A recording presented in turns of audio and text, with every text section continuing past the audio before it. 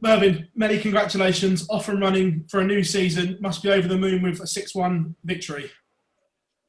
Yeah, it didn't play particularly well. But then again, and this is going to sound really, I didn't have to because Glen was struggling, which makes it even harder for me because I like Glen. Wasn't the best of opponents for me because I like him, and it's hard to play against somebody you really like. And when you see them struggling, it's hard to bury the hatchet. Do you know what I mean? It's you got to insert it and you got to twist it, and it was hard to give it that twist, but we got there. You're just carrying on from last year. We saw some great stuff from you the back end of last year, and winning is a habit, isn't it? And that's a good habit that you're in at the moment. Yeah, I mean, I'm not playing as well as I was pre-Worlds. There's a lot going on, bereavement in the family and stuff like that. So it's not easy at the moment. The form you've been in, made one final. There's a lot of talk around this 10th spot in the Premier League. Is it something that you've thought of, and would you like another crack at the Premier League? Of course I would, but it's not something I've looked at. Doesn't even enter my mind. I mean, there are players that are, in my mind, that deserve it a lot before I do. Yes, if they give it to me, yes, I'll take it, and I'll take the ball with both hands and give it my best shot. But I can't see that happening. There are players that deserve it more than me, to be fair. You say that, though. Not many players have made TV finals, so you're putting out a great claim for yourself. Yeah, maybe. We'll see what the powers to be decide, shall we? Up next, Rob Cross, a man, again, that's not been in the best of form of late. Another good friend. Take advantage of that? If I can, yes. Another good friend. I love Rob a bit. I mean, we had some practice before the Worlds, and yeah, I've got a lot of time for Rob. He's a really nice fella. He's very much like myself. I think that's why we get on. We don't suffer fools gladly, so I think that's why we get on so well.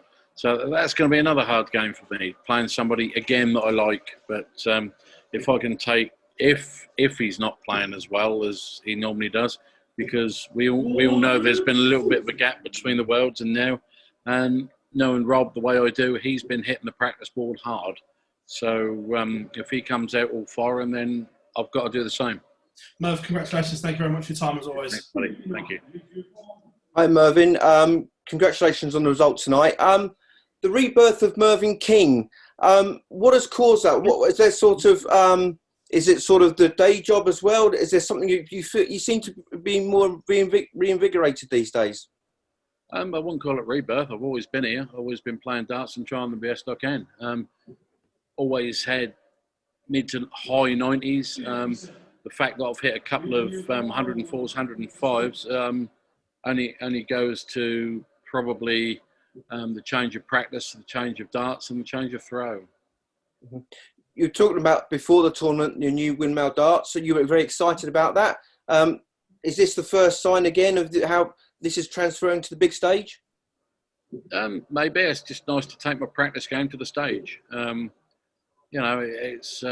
It's all very well hitting the 10, 12, 15, 140s back to back on the practice board, but you've got to do it on the stage where the other players do, and it's getting there. It's not there yet, but it's definitely getting there. And dare I say it, where do you see Mervyn King being? How far can you go back? I mean, do you feel the belief is all there? Where's the ceiling? That's a good way to end. Thank you, Mervyn. Congratulations. Welcome. Mervyn, congratulations on the win tonight. You mentioned you thought you didn't play very well, but 102 average, 6 out of 7 on the doubles. Is that just your standard? I didn't think that was that good, to be fair. 102, I didn't think that was that good, to be fair. I was looking at more sort of mid-90s. Yeah, it was okay. I played reasonable. I didn't play as well as I can, but then again, Glen let me. But if he'd have been playing better, I might have done as well. Who knows? You know, it's something we don't know. We can only surmise. You've been in this game almost 40 years. I mean, is this the most relaxed you've felt, and are you enjoying darts as much as you ever have at the moment? I'm loving the darts. You know, as I said at the Worlds and the Players' Championships finals, I've really found the love for the game, and hence the reason why I'm playing better. It's you know, I've had other people saying, "Oh, you're only loving it because you're getting some results." If you look at it, I've been loving it, and then the results have came because of the finding the love for the game again.